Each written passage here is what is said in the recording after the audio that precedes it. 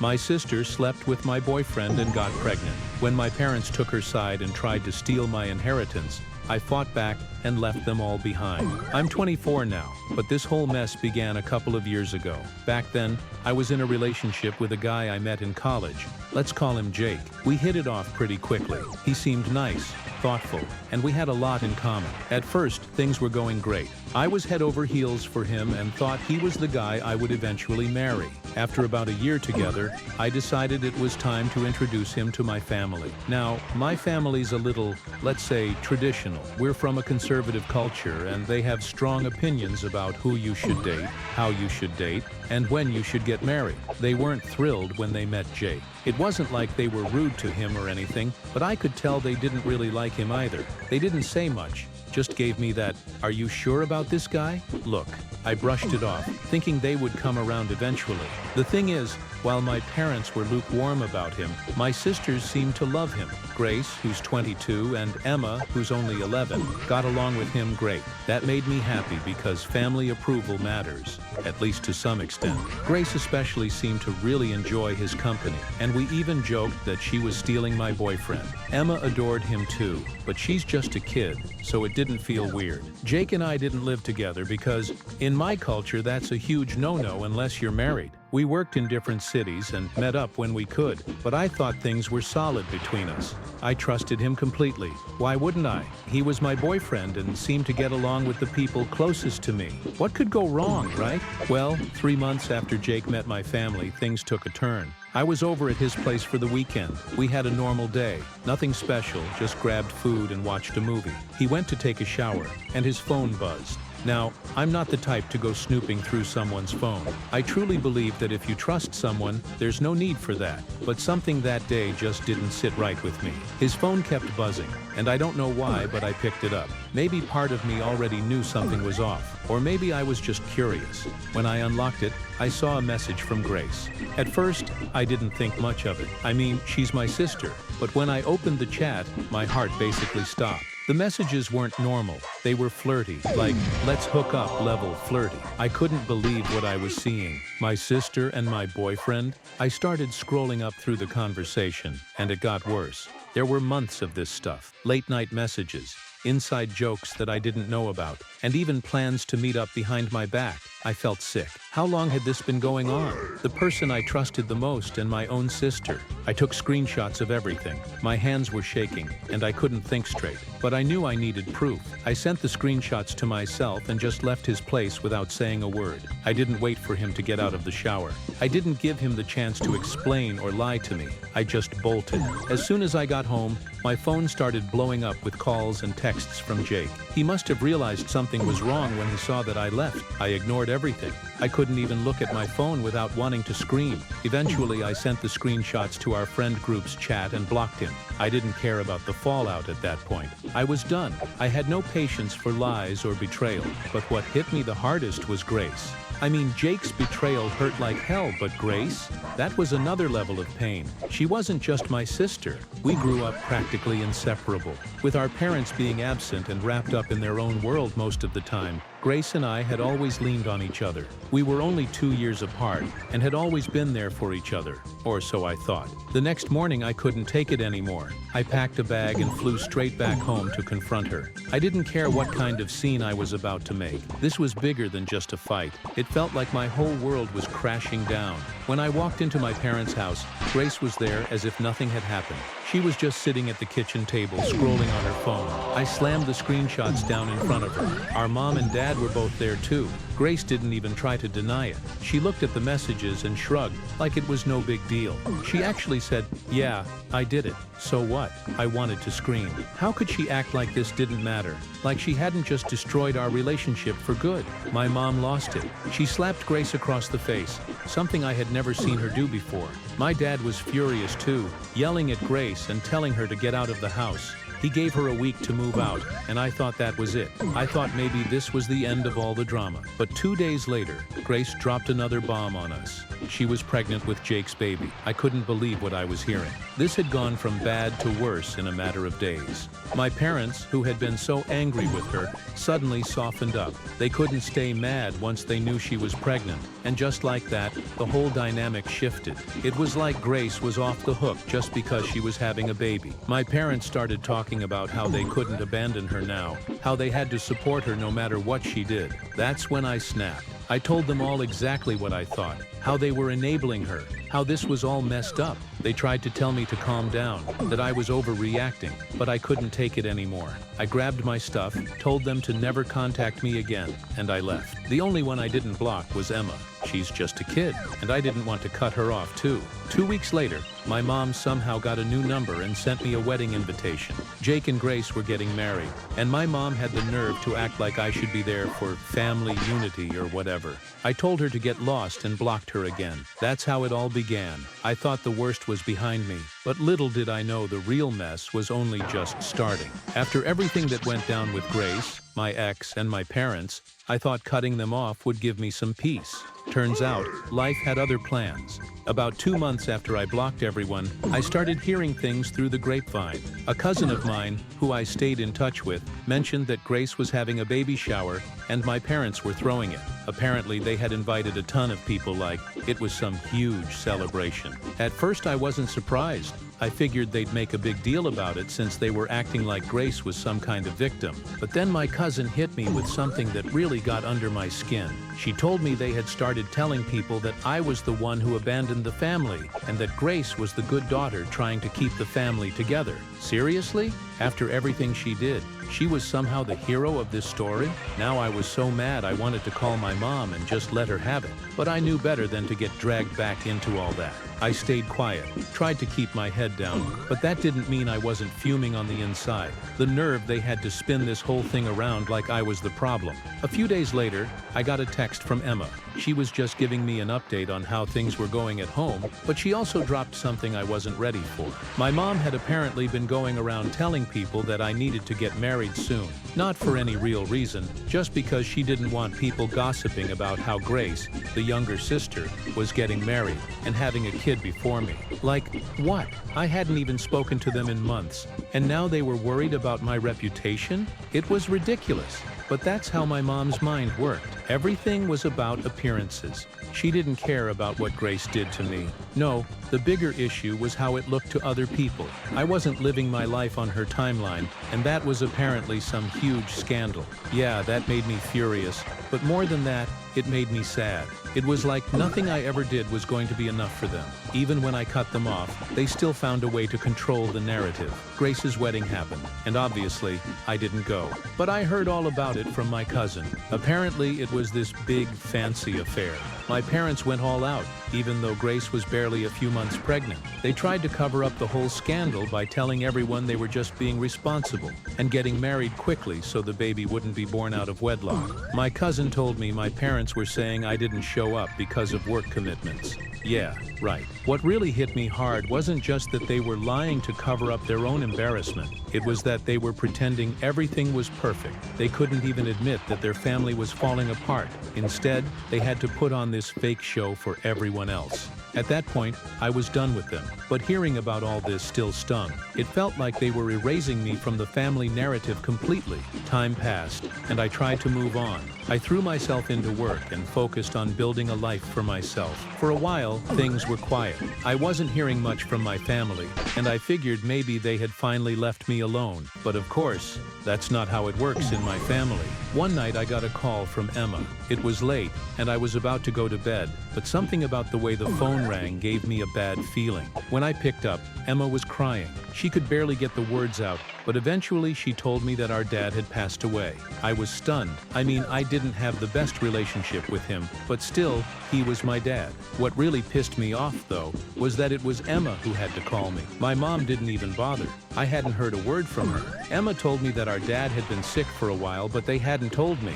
My mom decided to keep it from me because she didn't want to stress me out. Can you believe that? My own father was sick, and they didn't think I had the right to know. The next morning, I booked a flight back home. I didn't care about all the drama anymore. I just wanted to be there for Emma. When I showed up at my parents' house, it felt like walking into a battlefield. My mom and Grace were there, and the first thing they did was start yelling at me. They accused me of only coming back for the money, as if that was the only reason I would want to be there. Grace was especially nasty, calling me selfish and saying I abandoned them when they needed me most. I didn't even get a chance to grieve. Everyone was so focused on the inheritance, on who was getting what, that they barely even talked about Dad.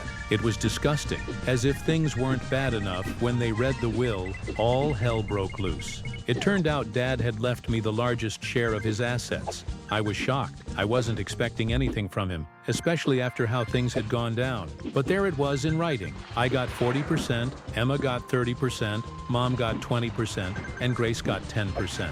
You'd think I'd feel relieved, right? Like finally, some justice. But honestly, it just made things worse. Grace and her husband lost it. They started demanding that I give up my share, saying I didn't deserve it and that Grace needed the money more because of her kid. They even threatened to take me to court over it. I knew they didn't have a legal leg to stand on, but the fact that they were willing to go that far just showed how greedy they were. It was all about money to them. They didn't care about family or what was right. They just wanted to get their hands on whatever they could. I told them I wasn't giving up anything, and that's when things got nasty. Grace's husband started making threats, saying I'd regret it if I didn't do what they wanted. I knew it was all just talk, but still, it was unsettling. I was already dealing with the loss of my dad, and now I had to put up with this crap on top of it. It was too much. After the will reading, I went back to my hotel to clear my head. I thought about everything that had happened, all the lies, the betrayal, the greed. I realized something.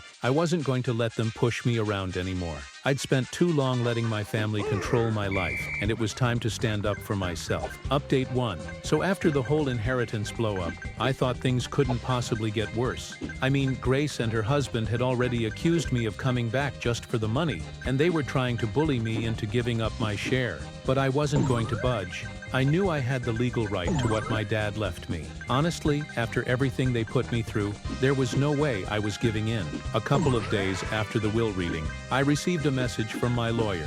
We had a meeting scheduled to go over some more details about the estate, and honestly, I just wanted to get it over with. I was tired of all the drama, and just wanted to settle everything so I could return to my life. However, when I arrived at the lawyer's office, he hit me with something I wasn't expecting. It turns out my dad had written me a letter before he passed away, and the lawyer handed it to me, saying my dad had asked him to give it to me when the time was right. I sat there for a minute, just staring at the envelope, unsure if I even wanted to open it. I had so many mixed feelings about my dad. Yes, he left me the largest share in the will, but he also never really stood up for me when all the drama with Grace unfolded. I was angry with him, but at the same time, I missed him. It was hard to explain.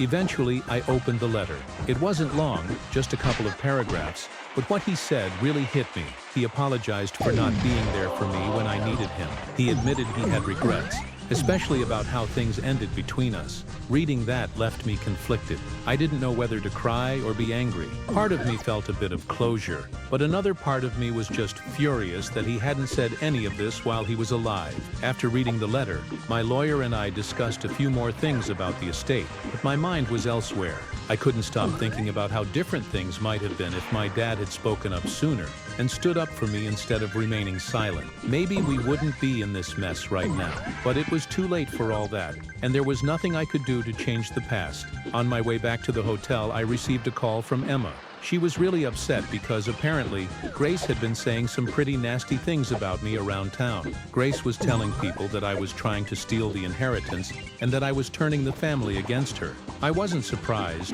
Grace always knew how to play the victim and make herself look innocent. Still, it hurt to hear that she was spreading lies about me. When I got back to the hotel, I decided to take a break from all the drama and spend some time with Emma.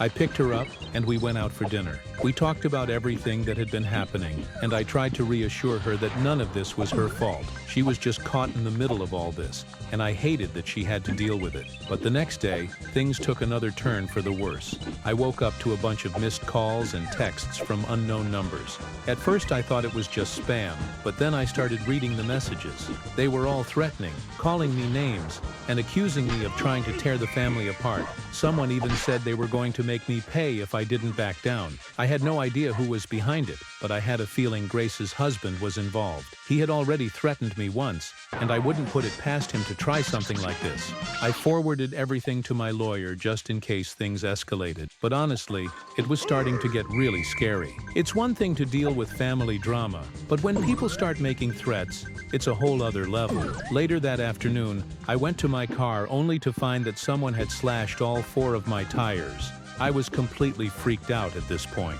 Who does that? I knew Grace and her husband were angry, but this felt way too extreme. It was as if they were willing to go to any lengths to get what they wanted. I called the police and filed a report, but I didn't have much hope that they'd catch whoever did it. Still, I wasn't going to let them intimidate me. I was already dealing with enough, and the last thing I needed was to be scared. The time I walked out the door, I spoke to the hotel staff, and they increased security around the property, which made me feel a little better. However, it was clear this situation wasn't going to end anytime soon. A few days later, we had another meeting with the lawyer to finalize some details regarding the estate. Grace and her husband were there, and the tension in the room was palpable. They barely said a word to me, but the glares they directed my way spoke volumes. At the end of the meeting, Grace's husband pulled me aside and warned me that I was making a huge mistake by not giving up my share. He said I would regret it and that this wasn't over. I didn't even bother responding. I simply walked away. I wasn't going to let him intimidate me into doing something I didn't want to do, but deep down, I knew this wasn't the end. Grace and her husband wouldn't stop until they got what they wanted, and I had to be prepared for whatever came next. That night, I sat down and reflected on everything that had happened since my dad passed. The lies, the threats, the vandalism. It was all so exhausting. I just wanted it to be over and to move on with my life, leaving all of this behind. But I knew that wouldn't happen as long as Grace and her husband were around. Still, I wasn't going to give up. I'd been through too much to let them push me around now. They could make all the threats they wanted, but I wasn't backing down. This was my life, my inheritance, and I was going to fight for what was rightfully mine.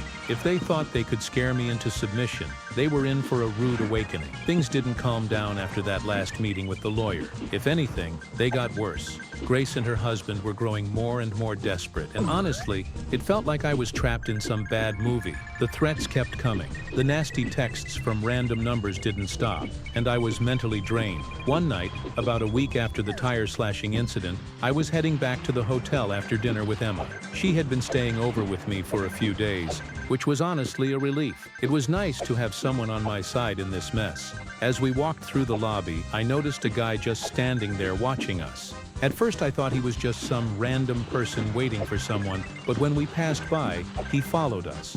I tried not to freak out, but the whole situation had me on edge already. We got into the elevator, and as soon as the doors closed, I looked at Emma and asked, "Did you see that guy?" She nodded, looking just as nervous as I felt. Yeah, he was staring at us. Once we reached our room, I immediately called the front desk to report the guy. They said they'd check the cameras and send someone up to patrol the floor, but it still didn't make me feel much better. This whole situation was getting way too close for comfort. I couldn't shake the feeling that Grace's husband was somehow behind this. I mean, who else would go to these lengths just to scare me? That night, I barely slept. Every little noise had me jumping out of bed, convinced someone was trying to break in or worse.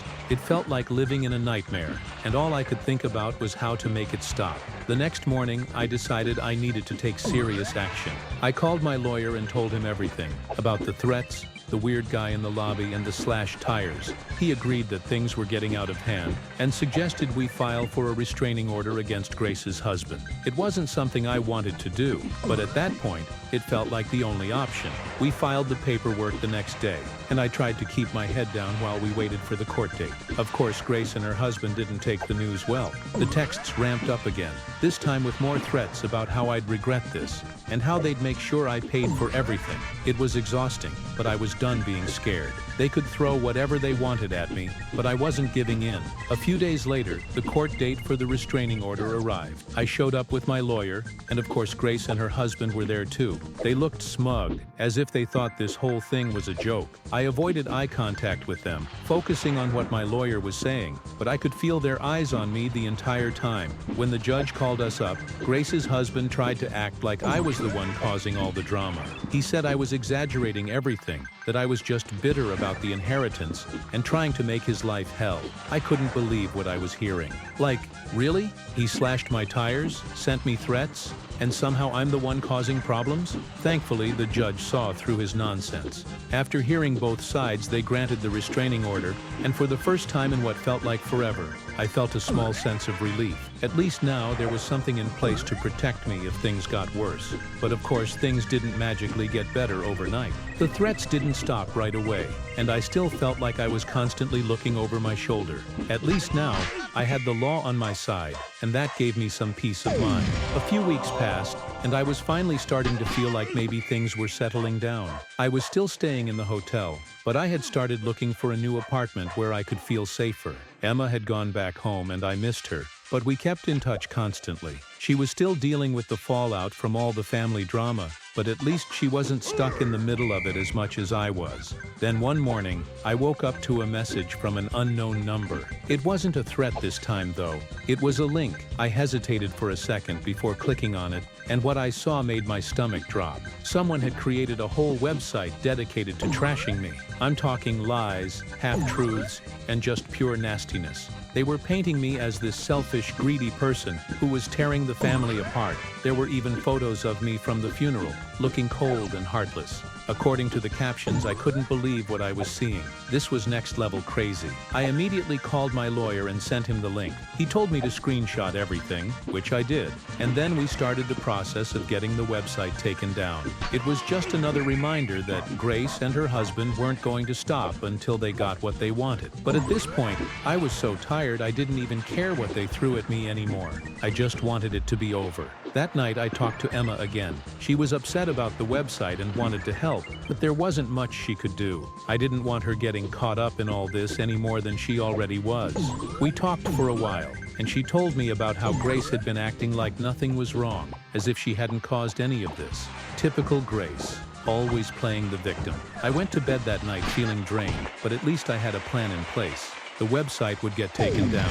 The restraining order was in effect, and I had people on my side. I wasn't alone in this, even though it felt like it sometimes. The next day I woke up to an email from my lawyer saying the website had been taken down. Finally, some good news. It felt like a small victory in this endless battle, but I'd take what I could get. I knew Grace and her husband weren't going to give up easily, but at least now I had some control over the situation. As I sat in my hotel room that morning, sipping on my coffee and trying to wrap my head around everything that had happened, I realized something. I wasn't scared anymore. Yes, I was angry, but the fear that had been hanging over me for weeks had started to fade. I wasn't going to let them control my life anymore. They could try all they wanted to drag me down, but I wasn't backing down. Not now, not ever. So here we are at the final stretch, and I thought maybe things were going to finally settle down after the court win. But nope, my family drama had other plans. I mean, I knew Grace and her husband weren't going to back off that easily,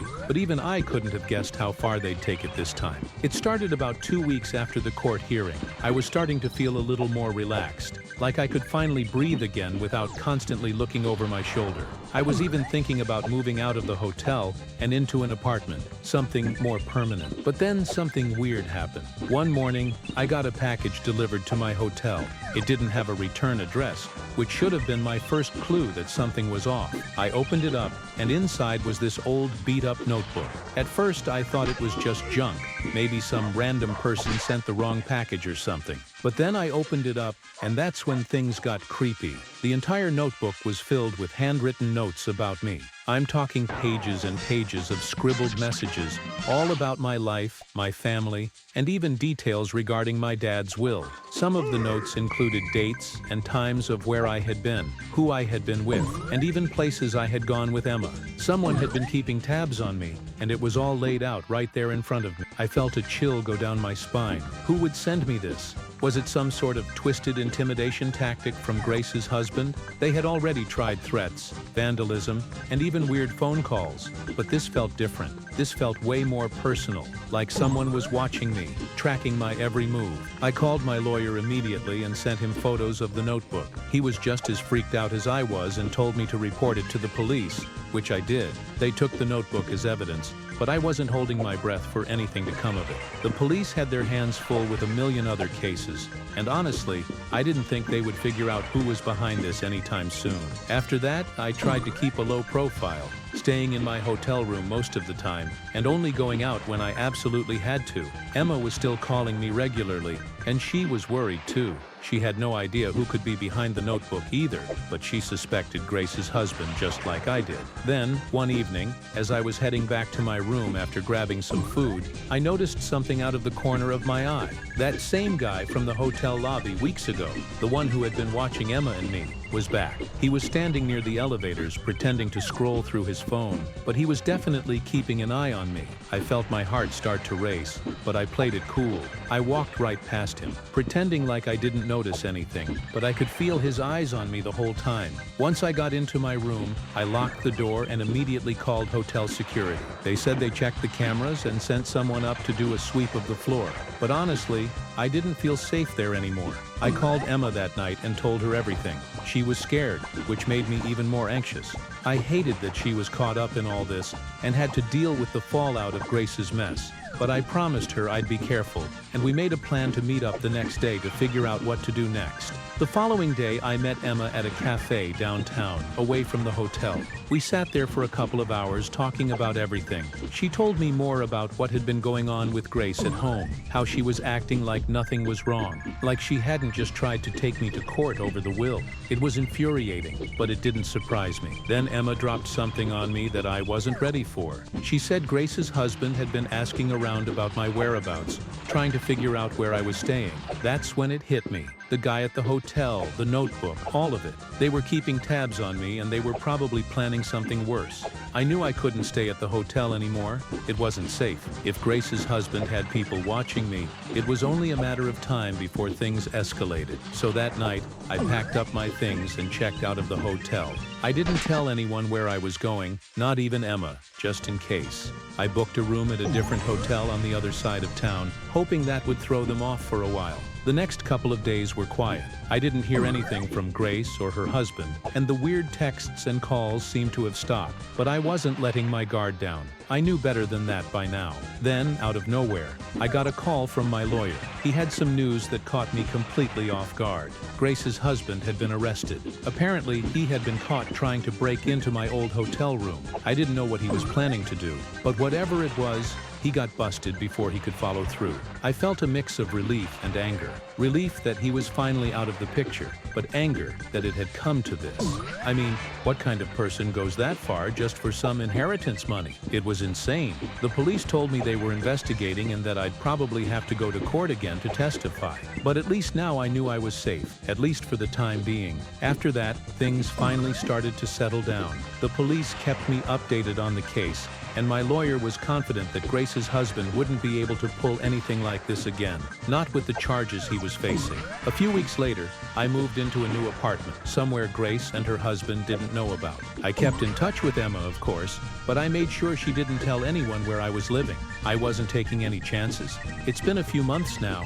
and while I'd like to say everything is back to normal, I don't think it ever will be. There's still a part of me that's always on edge, always looking over my shoulder, wondering if Grace or her husband will try something again. But for now, I'm just trying to move on with my life, to rebuild after everything they put me through. Looking back, I can't believe how far this all went. It started with Grace betraying me with my boyfriend and somehow escalated into threats, court battles, and restraining orders. But through it all, I've learned something important. I'm stronger than I ever thought I was, and no matter what, I'm never letting anyone take advantage of me.